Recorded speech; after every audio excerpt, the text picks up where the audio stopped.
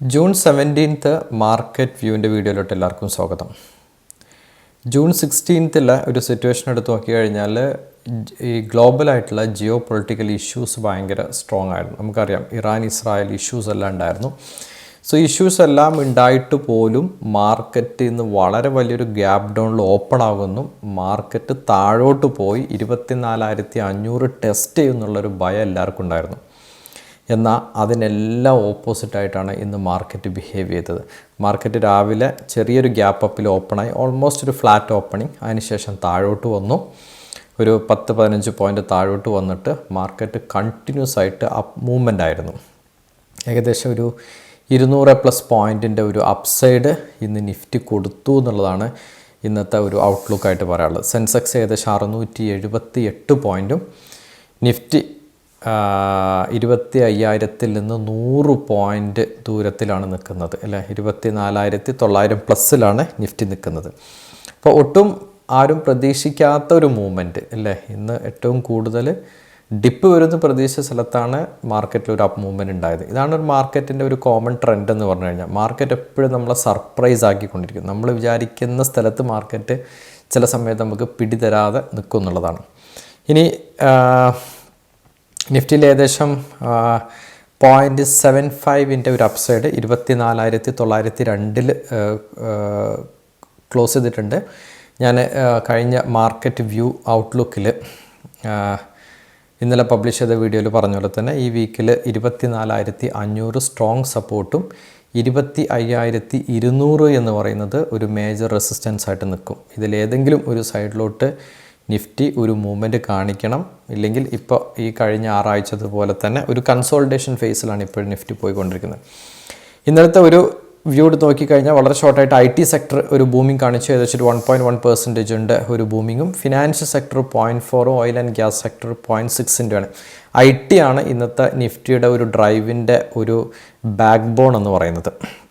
എന്നാൽ ഓട്ടോ സെക്ടറിൽ ഇന്ന് അത്ര കണ്ടൊരു മൂവ്മെൻറ്റ് വന്നില്ല. അതിൻ്റെ പ്രധാനപ്പെട്ട കാരണം ടാറ്റാ മോട്ടോഴ്സിനായിരുന്നു. ടാറ്റാ മോട്ടോഴ്സിൻ്റെ JLRൻ്റെ ഔട്ട്ലുക്ക്, JLRൻ്റെ റിസൾട്ട് അല്ലെങ്കിൽ JLRൻ്റെ സെയിൽസ് അത്ര നല്ലതായി വരില്ല എന്നുള്ളൊരു ഫോർകാസ്റ്റ് മാർക്കറ്റിൽ വന്നുകൊണ്ട് തന്നെ ഇന്നും ടാറ്റാ മോട്ടോഴ്സ് ഒരുപാട് പേരുടെ ഒരു ഫേവറേറ്റ് സ്റ്റോക്കായിരുന്നു. ഇന്നും അത് ഫോളോ ചെയ്തു.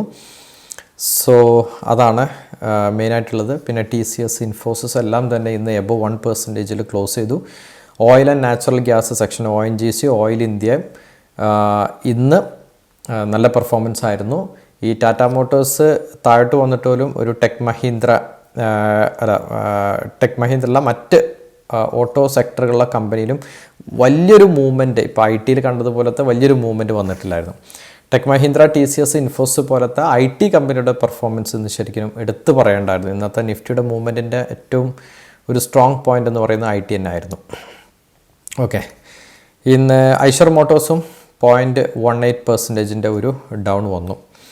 ഇനി ഇന്നത്തെ മേജർ ആയിട്ടുണ്ടായിരുന്ന FIS ഇന്നും ഒരു സെല്ലിംഗ് പോയിൻ്റ് തന്നെ ആയിരുന്നു. കണ്ടിന്യൂസ് ആയിട്ട് DIS ഇപ്പോൾ ഇത് 19ാമത്തെ ദിവസമാണ് കണ്ടിന്യൂസ് ബൈയിങ് മോഡിലോട്ട് DIS നിൽക്കുന്നത്.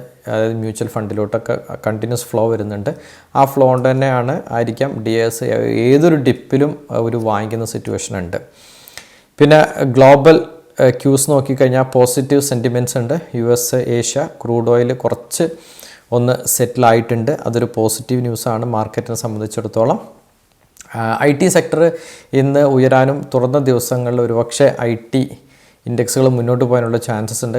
കഴിഞ്ഞ 2 ക്വാർട്ടറുകളായിട്ട് നല്ല റിസൾട്ടുകൾ അല്ല IT സെക്ടറിൽ നിന്ന് വന്നതെങ്കിൽ വരുന്ന ഫസ്റ്റ് ക്വാർട്ടർ റിസൾട്ടുകൾ നല്ലതാവാനുള്ള ഒരു ചാൻസ് ഉണ്ട് എന്നുള്ളൊരു എക്സ്പെക്റ്റേഷനിലാണ് IT സെക്ടർ ബൂമായത്. IT സെക്ടർ വരും ദിവസങ്ങളിലും ഒരു പെർഫോമൻസ് വരാനുള്ള ചാൻസസ് ഉണ്ട്. ജിയോ പൊളിറ്റിക്കൽ ഇഷ്യൂസ് മെയിനായിട്ട് ഇസ്രായേൽ ഇറാൻ ടെൻഷൻസ് അത് വളരെ ക്ലോസ് ആയിട്ട് നമ്മൾ മോണിറ്റർ ചെയ്യണം. കാരണം പല സൈഡിൽ നിന്നും പല ന്യൂസുകൾ വരുന്നുണ്ട്. പക്ഷേ എന്നാലും ഇങ്ങനത്തെ ന്യൂസുകൾക്ക് പൊതുവെ മാർക്കറ്റ് വളരെ ഷോർട്ടായിട്ട് പ്രതികരിക്കാറുള്ളൂ. അതായത് വളരെ കുറഞ്ഞ സമയമാണ് മാർക്കറ്റിൽ അതിൻ്റെ ഒരു ഇമ്പാക്റ്റ് നിലനിൽക്കാറുള്ളൂ. വളരെ പൂർവാധികം ശക്തിയോടെ മാർക്കറ്റ് എപ്പോഴും തിരിച്ചു വരാറുണ്ട്. ഇനി നമ്മൾ നോട്ട് ചെയ്യേണ്ട അടുത്ത വീക്കിലോട്ട്, അതായത് നാളെ മറ്റന്നാളും നടക്കുന്ന US-ൻ്റെ ഫെഡ് മീറ്റിംഗ് ഉണ്ട് ജൂൺ 17 and 18.